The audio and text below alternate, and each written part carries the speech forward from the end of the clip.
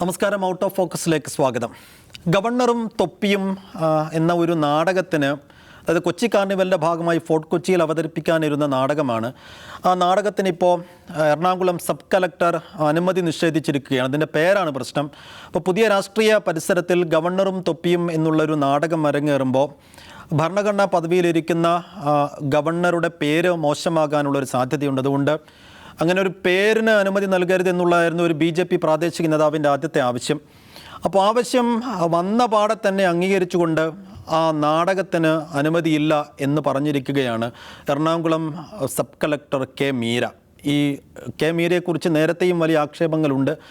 കൊച്ചി കാർണിവലിൽ കാസ എന്ന സംഘടനയുടെ പതാക ഉയർത്തിയത് കെ മീരയായിരുന്നു. അപ്പോൾ അക്കാര്യത്തിൽ കെ മീരയ്ക്കെതിരെ വലിയ പ്രതിഷേധം പല കോണുകളിൽ നിന്നും ഉയരുന്ന സാഹചര്യത്തിൽ കൂടിയാണ് ആ സമയത്താണിപ്പോൾ ഇങ്ങനെ ഈ നാടകത്തിന് അനുമതി നിഷേധിച്ച ഒരു സംഭവം കൂടി ഉണ്ടായിരിക്കും. ഇതിൻ്റെ തമാശ എന്താണെന്ന് വെച്ചാൽ, ഇതിലിപ്പോൾ കേരളത്തിലെ ഗവർണറുമായി യാതൊരു ബന്ധവുമില്ലാത്തൊരു പ്ലോട്ടാണ് ഈ നാടകത്തിൻ്റേത്. അതായത് നേരത്തെ തന്നെ കേരളത്തിൽ കളിച്ച ഒരു നാടകമാണ്. ഇതൊരു ജർമ്മൻ കഥയെ അടിസ്ഥാനമാക്കിയുള്ള നാടകമാണ്. അപ്പോൾ കേരളത്തിൻ്റെ രാഷ്ട്രീയ പശ്ചാത്തലവുമായി ബന്ധപ്പെട്ട ഒരു ബന്ധവുമില്ലാത്തൊരു നാടകമായിട്ട് പോലും അതിൻ്റെ പേരാണ് പ്രശ്നം എന്നുള്ളതാണ് ഈ BJPക്കാരുടെയും ഒപ്പം അത് കേട്ട പാതി കേൾക്കാത്ത പാതി ഈ അനുമതി നിഷേധിച്ച കലക്ടറുടെയും പ്രശ്നം. അപ്പോൾ എങ്ങനെയാണ് നീക്കത്തെ കാണേണ്ടത് എന്നുള്ളതാണ് നമ്മൾ ആദ്യം സംസാരിക്കുന്നത്. നൗഫൽ, ഇതിപ്പോൾ അതിൽ നേരത്തെ അവതരിപ്പിച്ച നാടകമാണ്. അതിൽ വേഷമിട്ടിരുന്ന ആളുകളൊക്കെ ആ വേഷത്തോടു കൂടി തന്നെ കൊച്ചിയിൽ വലിയ പ്രതിഷേധമൊക്കെ സംഘടിപ്പിക്കുകയുണ്ടായി. അപ്പോൾ ഇതിനകത്ത് BJP ഒരു പരാതി നൽകുമ്പോൾ അതിൽ കഴമ്പുണ്ടോ? എന്താണ് യാഥാർത്ഥ്യം? ഗവർണർ എന്ന് പുതിയ രാഷ്ട്രീയ പശ്ചാത്തലമായി ഇതൊന്നും പരിശോധിക്കാതെ പെട്ടെന്ന് തന്നെ, അപ്പോൾ ഗവർണറുടെ പേടി ആർക്കാണെന്നുള്ളൊരു ചോദ്യമാണ് നമ്മൾ മുന്നോട്ട് വയ്ക്കുക. ഇങ്ങനെയാണ് നൗഫൽ അതിനെ കാണുന്നത്. ഇപ്പോൾ സൈഫുവിൻ്റെ ഇൻട്രൊഡക്ഷനിൽ തന്നെ പറഞ്ഞല്ലോ, 20 വർഷം മുമ്പ് എഴുതിയ ഒരു നാടകം, ജർമ്മനിയിലെ എഴുത്തുകാരനായ ഫ്രെഡറിക് ഷില്ലർ എഴുതിയ ഒരു നാടകമാണ് ഇവിടെ അവതരിപ്പിക്കുന്നത്. ഇവിടുത്തെ ഗവർണറുമായി യാതൊരു ബന്ധവുമില്ലാത്ത ഒരു നാടകമാണെന്നാണ് പറയുന്നത്. അങ്ങനെ ഒരു നാടകത്തിന് അതിനൊരു പേര്, ഗവർണർ എന്ന് പറയുന്നൊരു പദം പ്രയോഗിക്കുന്നത് വലിയ പ്രശ്നമാണെന്ന് മട്ടാഞ്ചേരിയിലെ ഒരു BJP നേതാവ് പരാതി കൊടുക്കുന്നു. പെട്ടെന്ന് തന്നെ അതിൽ തീരുമാനമെടുക്കുന്നു. അത് കളിക്കാൻ പാടില്ല എന്ന് പറയുന്നു. പ്രതിഷേധം വരുന്നു. അങ്ങനെ വലിയ രീതിയിലേക്ക് അത് പോയിക്കൊണ്ടിരിക്കുന്നു. ഇങ്ങനെ ഒരു സർക്കാർ ഉദ്യോഗസ്ഥ ഇത്തരത്തിൽ പെരുമാറുക എന്നുള്ളത് സത്യം നമ്മുടെ നാട്ടിൽ വിശ്വസിക്കാവുന്ന കേസല്ല.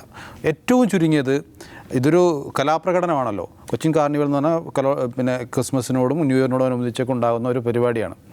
ആ കലാപ്രകടനം നടത്തുന്ന അവരോടൊന്ന് ചോദിക്കാൻ, എന്താണ് ഈ നാടകത്തിൻ്റെ ഉള്ളടക്കം, എന്താണ് ഇത്, ഈ ഗവർണർ വിമർശിക്കുന്നതാണോ സർക്കാരിനെ വിമർശിക്കുന്നതാണോ എന്നൊന്ന് ചോദിക്കാനുള്ളൊരു മര്യാദയെങ്കിലും ആ സബ് കളക്ടർ കാണിക്കേണ്ടതായിരുന്നു. അതുപോലും കാണിക്കാതെ ചെയ്യുന്നത് മറ്റെന്തോ ലക്ഷ്യം അവർക്കുണ്ട് എന്നുള്ളതിൻ്റെ സൂചന തന്നെയാണ്. അതോടൊപ്പം തന്നെ നേരത്തെ ഇവർ ഈ കാസ എന്ന് പറഞ്ഞാൽ സംഘടന എന്താണ് ചെയ്യുന്നതെന്ന് നാട്ടിൽ ജീവിക്കുന്ന എല്ലാവർക്കും അറിയാം. അവർ പരത്തുന്ന വർഗീയതയെക്കുറിച്ചൊക്കെ പറഞ്ഞറിയിക്കേണ്ട കാര്യമില്ല. അപ്പോൾ അങ്ങനെ ഒരു സംഘടനയുടെ പതാക ഉയർത്താൻ പോലും തയ്യാറായ അപ്പോൾ അവർക്ക് ആ പതാക ഉയർത്തുന്നതിൽ ഈ ഭരണഘടനയോ സർക്കാരിൻ്റെ നിയമങ്ങളോ ഒന്നും അവർക്ക് ബാധകമായില്ലേ എന്നുള്ളതാണ് ചോദ്യം. അങ്ങനെയുള്ള ഒരാളാണ് ഈ ഒരു പരാതി വന്ന് അവിടെ എത്തുന്നതിന് മുമ്പ് തന്നെ അവർ എന്ത് ചെയ്യുന്നത്, നടപടിയെടുക്കുന്നത്. ഏതായാലും ഇത് ശരിക്കും ആളുകളെ വല്ലാതെ വ്യാകുലപ്പെടുത്തുന്ന ഒന്ന് തന്നെയാണ്. കാരണം ഒരു നാടകം കളിക്കാൻ, നാടകത്തിനൊരു പേരിടാൻ പോലും കഴിയാത്ത അവസ്ഥയിലേക്ക് നാടിനെ എത്തിക്കാൻ എന്നുള്ളത്, അതും കേരളത്തിൽ അങ്ങനെ എത്തിക്കുക എന്ന് പറഞ്ഞാൽ വളരെയധികം ദുഃഖം ഉണ്ടാക്കുന്ന കാര്യമാണ്. വലിയ പ്രതിഷേധം ഉണ്ടാകേണ്ട ഒരു വിഷയം തന്നെയാണ്.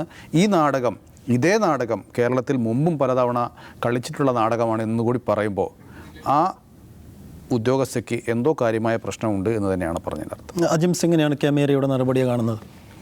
അല്ല, ആ ഉത്തരവിൽ പറയുന്ന കാര്യം നിലവിലുള്ള ഭരണ സംവിധാനത്തെയോ ഭരണകർത്താക്കളെയോ ഗവർണറെയോ ഒന്നും പേരെടുത്ത് പരാമർശിക്കരുത് എന്നാണ് പറയുന്നത്. അപ്പോൾ ഗവർണർ എന്നുള്ളത് ഇപ്പോൾ ഭരിക്കുന്ന ഏതോ ഒരു ഭരണസ്ഥാനത്തിരിക്കുന്ന ഒരാളാണല്ലോ. അപ്പോൾ അതുകൊണ്ട് ആ പേര് ഉപയോഗിക്കാൻ പാടില്ല നാടകത്തിലെവിടെയും. ഗവർണറും തൊപ്പി എന്നുള്ള നാടകത്തിന് പേര് മാറ്റണം. നാടകത്തിലെവിടെയും ഗവർണർ. അപ്പോൾ പറഞ്ഞാൽ അത് മാറ്റിയിട്ട് നമ്മൾ ഈ നാടകം കളിക്കാൻ പറ്റില്ല. കാരണം ഇത് 18-ാം നൂറ്റാണ്ടിൽ എഴുതിയൊരു നാടകമാണ്. അതിൻ്റെ അഡാപ്റ്റേഷനാണെന്നാണ് പറയുന്നത്.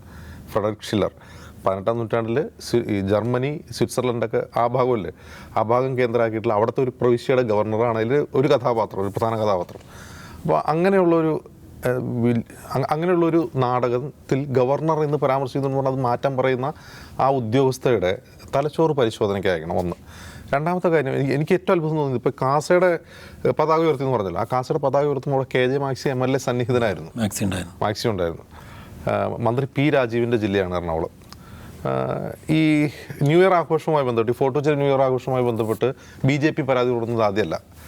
സൈഫിന് ഓർമ്മയുണ്ടോ, കഴിഞ്ഞ വർഷം പാപ്പാഞ്ഞിയുടെ മുഖം മോദിജിയുടെ മുഖം മോദരിയാണെന്ന് പറഞ്ഞിട്ട് പരാതി കൊടുത്തിട്ട് അത് മാറ്റേണ്ടി വന്നു. അത് മാറ്റി കഴിഞ്ഞപ്പോൾ വീണ്ടും മുഖം സ്ഥാപിച്ചു കഴിഞ്ഞപ്പോൾ അത് കുറേ കൂടി മോദിയുമായിട്ട് സാമ്യമുള്ള ഒന്നായിരുന്നു ഉണ്ടായിരുന്നു.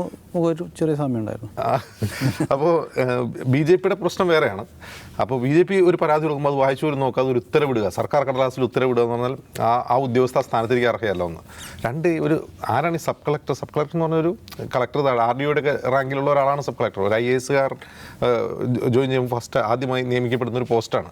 വളരെ IAS ലെവലിൽ തന്നെ വളരെ ഒരു തുടക്കക്കാരൻ്റെ പോസ്റ്റാണ് ഈ സബ് കളക്ടർ എന്ന്. അപ്പോൾ ഇതിന് മുകളിൽ കളക്ടറൊന്നുമില്ലേ, അവിടെ വേറെ ആരും ഇല്ല, ഇവർക്കൊന്നും ഈ ഉത്തരവ് ഇറങ്ങുമ്പോൾ ഇത് റിവ്യൂ ചെയ്യാൻ, അല്ലെങ്കിൽ ആ വാർത്ത ഉണ്ടാകുമ്പോൾ ഇതിൽ ഇടപെടാനൊന്നും പറ്റില്ലേ? അവിടെ ജനപ്രതിനിധികളില്ലേ? എറണാകുളം ജില്ലയിൽ മന്ത്രിമാരുൾപ്പെടെ ജനപ്രതിനിധികളുള്ള സ്ഥലമാണ്. അവരൊന്നും ഇതിൽ ഇടപെടാത്തതുകൊണ്ടാണെന്ന് എനിക്ക് അത്ഭുതം തോന്നുന്നു. കാരണം ഒരു തരത്തിൽ ഗവർണറുമായി ഒരു തരത്തിലും ബന്ധമില്ലാത്ത, ഇനിയിപ്പോൾ ബന്ധം ഉണ്ടെങ്കിൽ എന്താണ് ഇത് ആരിഫ് മുഹമ്മദ് ഖാൻ എന്ന ഇപ്പോഴത്തെ കേരളത്തിൻ്റെ ഗവർണറെ കുറിച്ചുള്ള ഒരു നാടകമാണ്.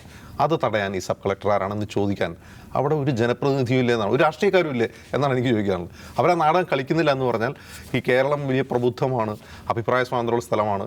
അല്ല, എന്താ പ്രശ്നം? ഗവർണറെ വിമർശിച്ചുകൊണ്ട് ഒരു നാടകം നമ്മളവിടെ കളിക്കുകയാണ്, അല്ലെങ്കിൽ മുഖ്യമന്ത്രി പിണറായി വിജയനെ വിമർശിച്ച് ഒരു നാടകം കളിക്കുകയാണ്. അത് തടയാൻ ഇവരാരാണ് എന്നൊരു ക്വസ്റ്റ്യൻ അവിടെ ഉയരണ്ടേ? ഇത് UP, ബീഹാറും ഗുജറാത്തൊന്നും അല്ലല്ലോ. അപ്പോൾ ഇത് അവിടെ ചോദ്യം ചെയ്യാൻ ഒരാളുമില്ല എന്നുള്ളിടത്താണ് അവസ്ഥ. രണ്ടാമത്തെ കാര്യം, BJPയുടെ പ്രശ്നം വേറെ ഒന്നാണ്. BJPയുടെ പ്രശ്നം എന്ന് പറഞ്ഞാൽ ഇപ്പോൾ ഈ കൊച്ചിയിലെ ന്യൂ ഇയർ ആഘോഷം അതിനൊരു കൊളോണിയൽ പാസ്റ്റ് ഉണ്ട്. ഇപ്പോൾ പാപ്പാഞ്ഞി എന്ന് പറയുന്നത് തന്നെ ഈ ഡച്ച് പോർച്ചുഗീസ് ആ ഒരു കൊളോണിയൽ കാലഘട്ടത്തിൽ സ്വീകരിച്ച അവർ ഈ പോർച്ചുഗീസ്, അതുപോലെ പോർച്ചുഗൽ പോലുള്ള രാജ്യങ്ങളിൽ അവരുടെ സാന്താക്ലോസിനെ പറയുന്ന പേരാണ് പാപ്പാഞ്ഞി എന്ന് പറഞ്ഞാൽ അങ്ങനെയാണ്, ആ പോർച്ചുഗീസ് ഭാഷയോ മറ്റാണ്.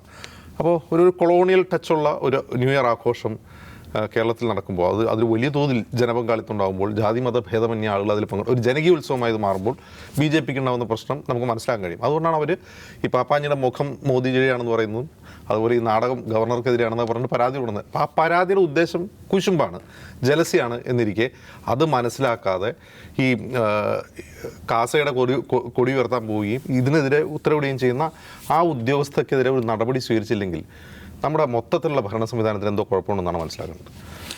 തീർച്ചയായും വലിയ ജനപ്രതിനിധികളും മന്ത്രിയും ഒക്കെ ഉള്ള എറണാകുളത്താണ് ഈ സംഭവം നടന്നത്. പക്ഷെ കാര്യമായ ഒരു പ്രതിഷേധവും പ്രതികരണവും ഇക്കാര്യത്തിൽ ഇതുവരെ എവിടെ നിന്നും ഉണ്ടായിട്ടില്ല എന്നുള്ളതും കൂടി ശ്രദ്ധേയമായൊരു കാര്യമാണ്.